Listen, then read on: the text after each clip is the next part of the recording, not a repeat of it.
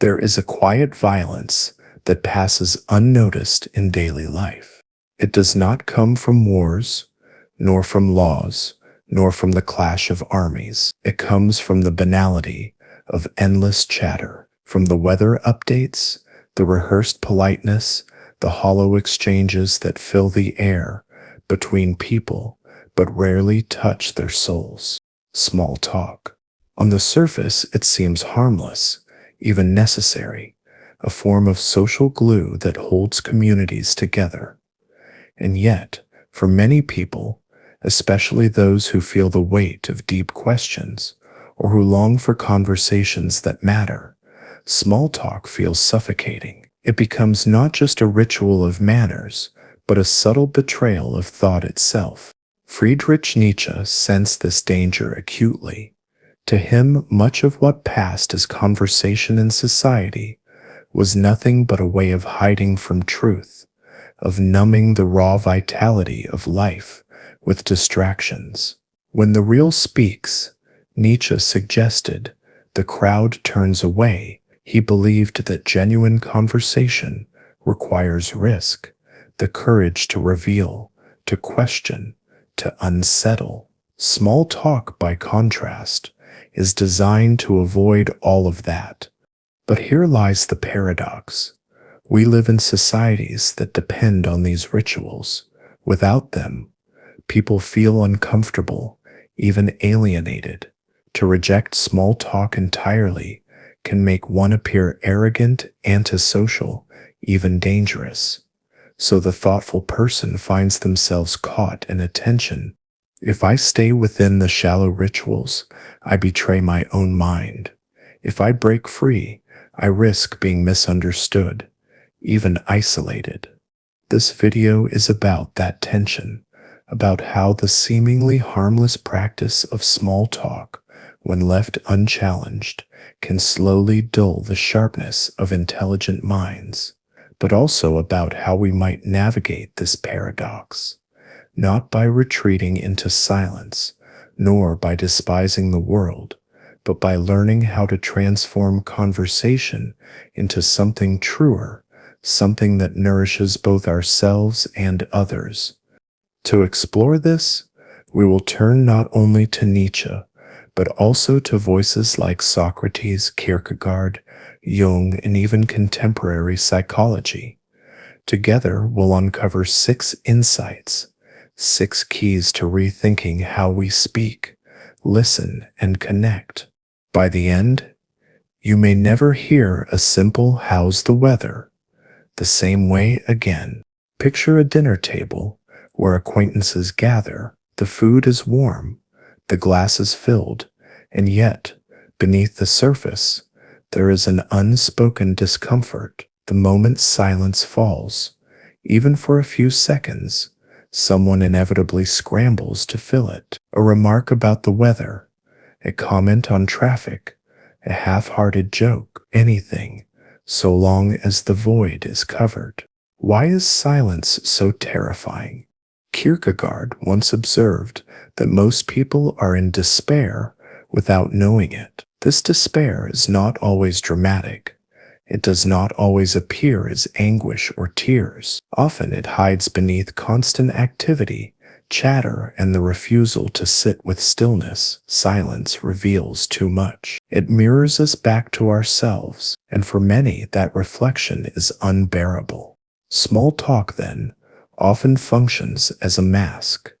It is not that asking about someone's weekend is inherently wrong, but that the urgency with which we avoid silence betrays a deeper anxiety. Silence forces us to confront our inner life, our uncertainties, our mortality, our unspoken longings. To escape that confrontation, we wrap ourselves in the easy comfort of trivial words. Psychologists today confirm what Kierkegaard intuited. Most people experience silence in social settings as awkward or threatening because it suggests disconnection. Our brains are wired to interpret gaps in communication as danger signals. In ancestral tribes, silence around the fire could imply conflict or exclusion. So even now, when someone says nothing, we rush to prove we are safe, still part of the group, still normal. But for intelligent and reflective minds, this can feel suffocating. If your heart longs for questions of meaning, for beauty, for the mysteries of existence, then to be trapped in endless trivialities is like breathing thin air. You sense that what is being avoided is not merely silence, but truth. Nietzsche, too, despised this avoidance. He saw small talk as one of society's many disguises, the polite veil that keeps people from asking, "Who am I really? What do I want from this life? What am I afraid of?" For him, silence was not a threat, but a portal, the necessary ground from which authentic speech could emerge. Consider the difference. Silence among strangers feels unbearable. Silence among friends who truly trust each other feels natural, even sacred. The difference is not in the silence itself, but in whether the relationship is grounded in fear or in depth. This insight leads us to a difficult but liberating truth. Our hatred of silence is rarely about the silence. It is about ourselves. It is about what silence exposes.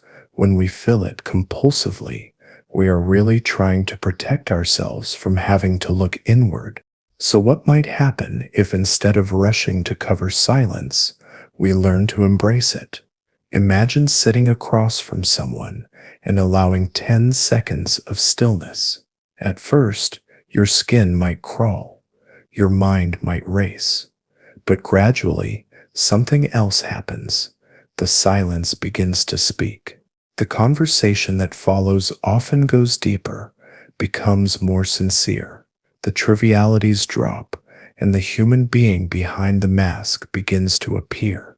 The first step, then, in resisting the dulling effects of small talk is not to reject words altogether, but to reclaim silence as something meaningful.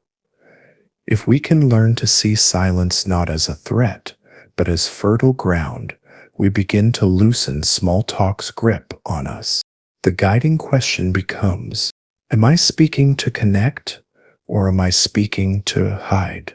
Let us pause for a moment. It would be too simple and too arrogant to say that small talk is useless and should be abolished. Human life is not so tidy. A stranger's greeting in the marketplace, a neighbor's remark about the weather, the gentle politeness of a colleague at work, these things have value. They soften the sharp edges of social life. They prepare the ground for trust. The real question is not whether small talk should exist, but whether we know how to transform it. Can we treat it not as a dead end, but as a doorway, a passage from the shallow surface to the deeper waters beneath? Socrates mastered this art.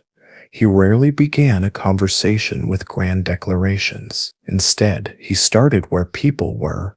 What is friendship?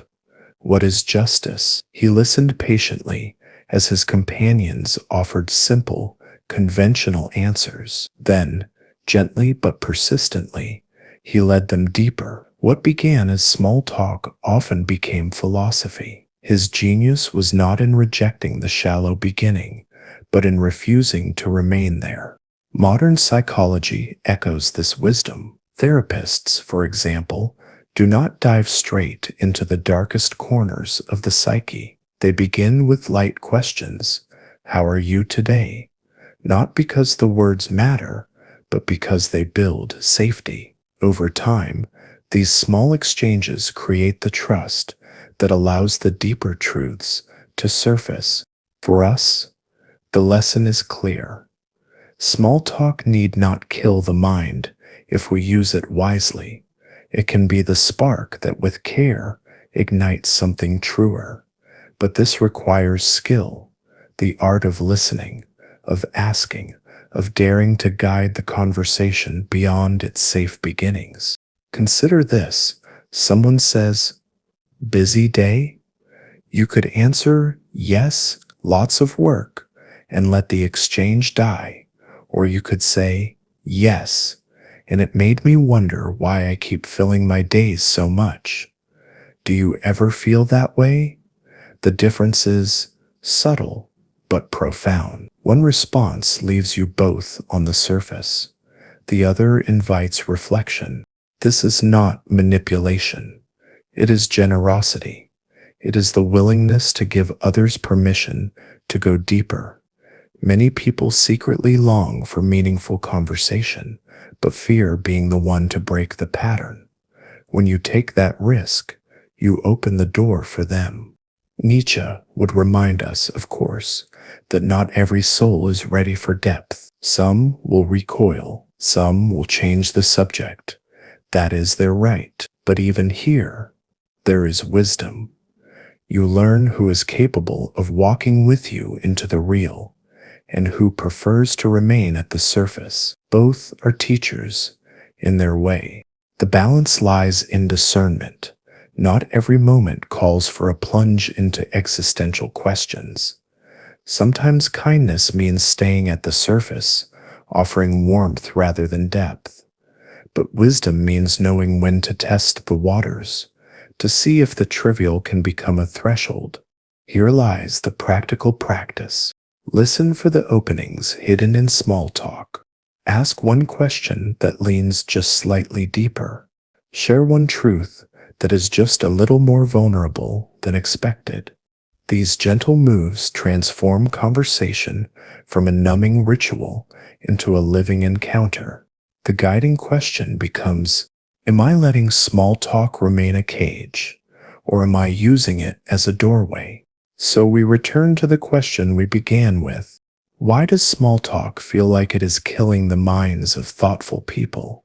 It is not because the words themselves are evil. How's the weather will not by itself destroy a soul. The danger lies in what repeated small talk represents: our fear of silence, our obedience to the crowd, our retreat from risk, our numbing of creativity, our forgetfulness that even trivial words can open into truth. We have walked through 6 insights. Small talk is a mask for our fear of silence. Kierkegaard reminded us that we fill the void with chatter because silence forces us to face ourselves. To reclaim silence is to reclaim depth. The crowd destroys depth. Socrates and Nietzsche warned us that in the company of the many, we are tempted to flatten our thoughts. Belonging takes priority over truth. The soul grows in risky conversations. Aristotle and Jung showed us that it is only by daring to share something real, fragile, uncertain, even dangerous, that we awaken both ourselves and others. Small talk numbs the creative spirit. Schopenhauer and Camus revealed how trivial words dull imagination, keeping us from facing the silence that gives rise to creation. Small talk can be transformed into a doorway. Socratic questioning and therapeutic practice remind us that we can gently guide trivial exchanges into something meaningful. Wisdom is knowing when to stay shallow and when to go deep. Confucius, Nietzsche, and Jung teach us that conversation is an art requiring discernment, timing, and balance. What unites these insights is a deeper recognition. The mind does not die from a single shallow word. It dies when we surrender to a life where words never risk anything real. And so the challenge is not to abolish small talk, nor to despise those who prefer it. The challenge is to live awake, to sense when silence calls, when the crowd tempts, when risk beckons, when creativity stirs, when depth is possible, and when kindness means remaining on the surface. To be awake in this way is already to live differently than most. Nietzsche once declared, "We should not avoid the dangers of life, but confront them." The same applies to our speech. If you feel suffocated by shallow words, let that discomfort be your teacher. Let it remind you that your soul longs for depth, and then take the risk, not recklessly, but courageously, discerningly, to create conversations that matter. Because the truth is this: every human being, beneath the layers of politeness, is carrying fears, questions, and longings. Most are waiting for someone, perhaps you, to create the space where those things can finally be spoken. So I leave you with this invitation. This week, risk one deeper question. Offer one vulnerable truth. Dare to hold one silence instead of filling it. See what happens.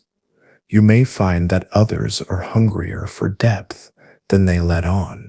And remember, you are not alone in this journey.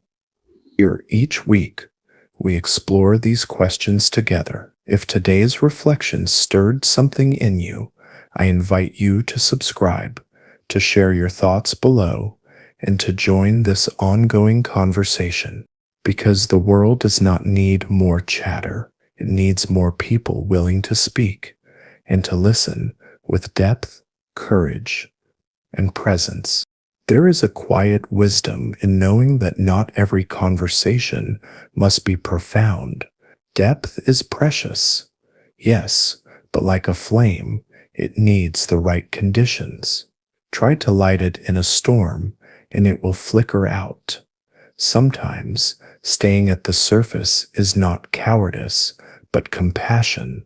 Confucius understood this balance. For him, harmony was the guiding principle of human interaction. To disrupt harmony unnecessarily was folly. A wise person knew when to challenge and when to yield, when to ask a piercing question and when to offer a gentle smile. In other words, not every truth belongs in every moment. Nietzsche, in his own way, agreed. Though he detested triviality, he also believed in the art of masks. Masks, he said, are not always lies. Sometimes they are protections, necessary coverings for truths too raw to bear in the wrong setting. To reveal everything, always, is not bravery, but recklessness. To choose wisely is strength. And psychology today affirms this. Effective communication is not only about honesty, but about timing and sensitivity. A conversation is not just words. It is a living field of emotions, contexts, and unspoken signals. To ignore this is to risk not depth, but alienation. So how do we choose? Imagine two scenarios. In the first, a friend greets you with, "How are you?" You sense they are hurried, distracted. This is not the moment for a soul-bearing confession. The kind response may be to stay at the surface, to preserve the rhythm of their day. In the second, that same friend asks the same question, but their eyes linger, their voice softens. Here, the opening is different. Here, it may be time to step beyond the surface. Wisdom lies in discernment, in reading the room, in listening not only to words, but to tone, posture, silence. Shallow conversation has its place as a form of kindness, of social ease. But when the moment ripens, to remain shallow out of fear is a betrayal of yourself and of the relationship. Jung helps us here. He taught that wholeness is not about rejecting opposites, but integrating them. The wise person is not the one who always dives deep, nor the one who always floats on the surface, but the one who knows how to move between them. To be fluent in both shallow courtesy and profound dialogue is to be free. Think of it like music. A symphony needs both quiet notes and soaring crescendos. Endless crescendos would exhaust us, Endless quiet would lull us into sleep. It is the interplay that creates beauty. So too with conversation. The art lies not in abolishing small talk, but in knowing when to let it remain and when to let it give way to something greater. The practical challenge is this: practice noticing. Notice when small talk is merely habit, a cage of fear, and notice when it is kindness, a gentle bridge. Then ask yourself, is this the moment to stay on the surface or to dive deeper? This awareness alone can change the texture of your life. You will no longer feel trapped in shallow rituals, nor guilty for not always breaking them. Instead, you will become an artist of conversation, painting with both light and shadow, surface and depth. The guiding question becomes, am I choosing the depth that the moment calls for, or am I letting fear decide for me? Have you ever noticed how quickly your words change when you're in a group, alone with a trusted friend? You might share your deepest anxieties, your strangest ideas, your most fragile hopes, but place yourself in a crowd, at a party, in a workplace meeting, even in a family gathering, and suddenly you edit yourself. You soften your edges. You make sure not to offend. The conversation flattens, and you find yourself speaking in cliches. This is not an accident. It is the natural force of the crowd. Socrates understood this better than most. He spent his life challenging the Athenians, refusing to submit to shallow consensus. For him, the crowd, the many, could never be trusted with truth, because truth demands patience, courage, and discomfort, and the crowd, by nature, wants none of these.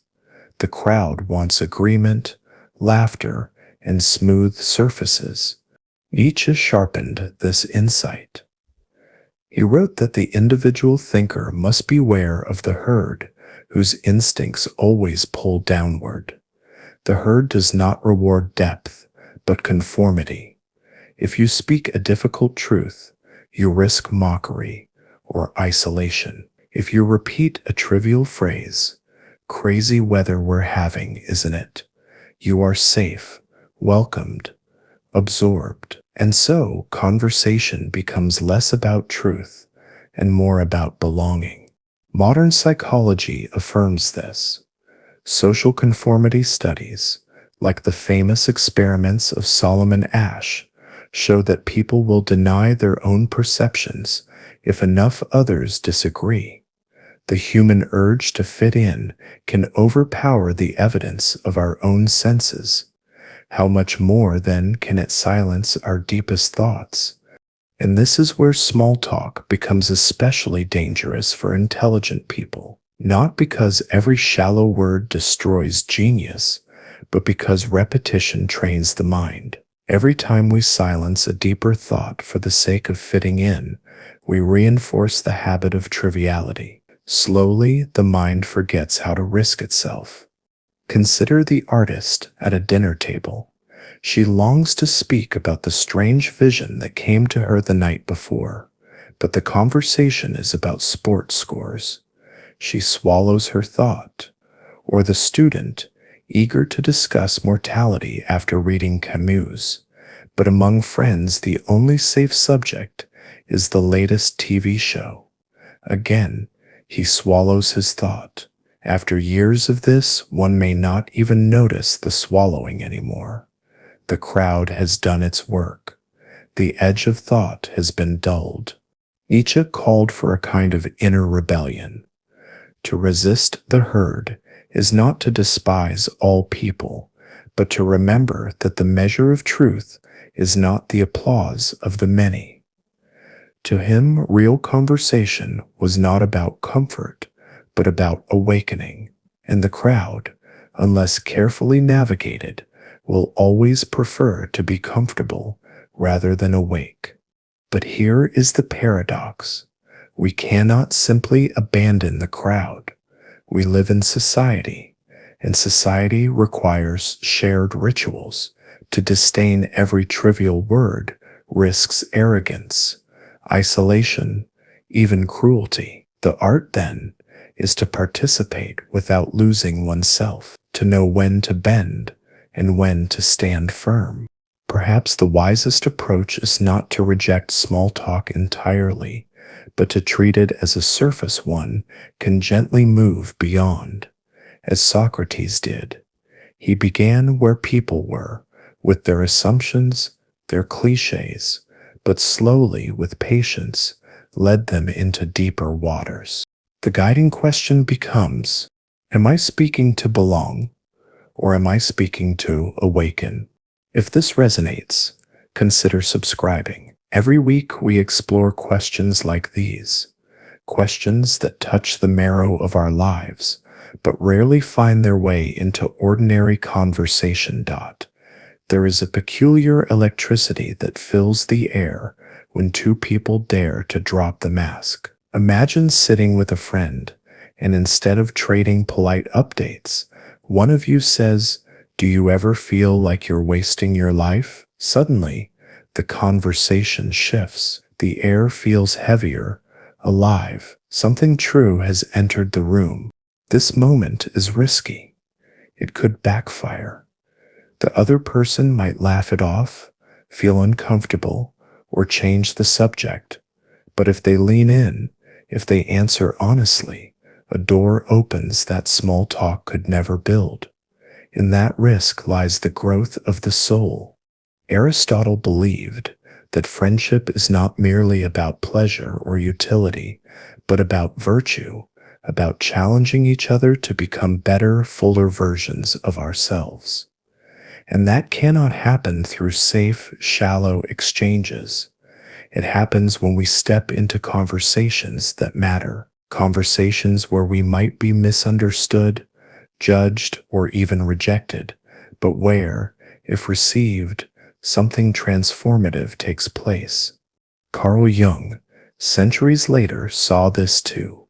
For him, the psyche grows when we confront what is hidden, when we risk bringing the shadow into the light.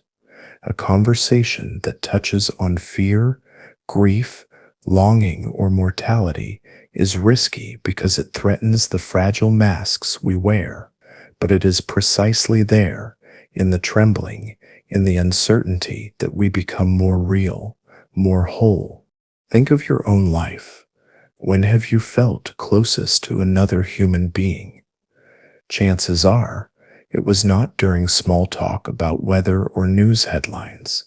It was in those moments of honesty, when someone confessed their doubts, their failures, their dreams, or when you risked sharing your own and found that instead of rejection, you were met with recognition. Yet most of us avoid these conversations. We are trained from childhood to keep it light. Risk, we are told, is dangerous. Better to smile, nod, and stick to safe subjects. But the soul does not grow in safety. It grows in the trembling risk of authenticity. Nietzsche would have agreed. Truth, he argued, is always a kind of danger. To speak what truly matters is to risk standing alone, but to refuse that risk is worse. It is to smother the spark of life under endless chatter. The challenge, of course, is knowing when and how to risk. Not every moment calls for confessions of the heart, but every moment offers a choice to hide or to reveal just a little more of what is real. Risk can be small, asking someone what they fear most, admitting that you feel uncertain, or offering an insight that might not be popular. Each of these carries the danger of rejection, but also the possibility of depth. Think of conversation as a fire. Small talk is like damp wood. It smokes but does not burn. Risk is the spark. Without it, nothing catches. But with it, even a few words can ignite warmth, clarity, and light. So the invitation here is simple but difficult. Dare to risk more in your conversations. even once a day. Instead of hiding behind "how's work," you might ask "what's been weighing on you lately." Instead of "I'm fine," you might admit "I've been struggling, actually." These small risks create the conditions where souls can grow. The guiding question becomes, am I choosing safety in my words, or am I daring to grow? Imagine a painter standing before a blank canvas. Her mind is restless, filled with images, a storm over the sea, a broken figure reaching toward light, the shadow of a dream she cannot quite describe. She longs to capture it, but before she begins, her phone buzzes, messages arrive, an invitation to brunch, a stream of small updates. How was your weekend? Busy day. Did you hear about the new cafe? Hours pass. By the time she returns to the canvas, the storm inside her has quieted, not because it found expression, but because it was smothered. This is what small talk does to the creative spirit. It does not merely waste time. It saps energy, disperses concentration, and numbs the urgency that creativity requires. Arthur Schopenhauer, who saw life as filled with suffering, warned that most conversation is designed not to share truth, but to escape boredom. People chatter, he said, not because they have something meaningful to express, but because they cannot bear stillness. For him, this was a profound tragedy. When talk becomes an escape from silence, it becomes poison to thought. Albert Camus, too, saw the danger. He wrote about the absurd, the confrontation between human longing for meaning and the silent indifference of the world. To face the absurd demands courage, imagination, and honesty, but endless trivial conversation shields us from this confrontation. It lulls us into forgetting the real questions. Why am I here? What should I create? How should I live? Instead, we become content with recycled phrases. The absurd is avoided, not faced. And creativity, whether in art, philosophy, or even the simple creativity of shaping one's life, thrives on facing the real. It requires an intensity of presence, a willingness to let the silence press upon you until something authentic emerges. But when our minds are constantly busy with shallow exchanges, this intensity never gathers. The soil is too disturbed for roots to grow. Psychologists speak today of cognitive load. Every interaction, even a light one, consumes attention. A single meaningless conversation may not matter, but hundreds, over weeks and months, drain the reservoir of focus needed for depth. Creative people often feel exhausted, not because they work too much, but because they spend too much time in conversations that do not feed them. Nietzsche himself felt this deeply. He retreated often into solitude, not because he despised people, but because he sensed how quickly chatter could dull his spirit. He needed silence, storms, and risk to keep his mind alive. All great things, he wrote, are achieved in solitude. But here lies the paradox. We cannot avoid people altogether. Life requires interaction. The key is not to eliminate small talk entirely, but to guard against its creeping dominance. When it becomes the only mode of connection, when every silence is filled with trivial words, the creative soul suffocates. Perhaps the simplest act of rebellion is this: to protect spaces of silence as fiercely as one protects fire. To say no, sometimes, to the constant stream of shallow updates, to leave a message unanswered, to walk without your phone, to sit before the canvas, the page, or your own thoughts without rushing to cover the silence. For creativity is not born from busyness. It is born from the quiet tension between silence and expression. Small talk numbs that tension. Silence awakens it. The guiding question becomes, am I feeding my spirit with silence or smothering it with chatter?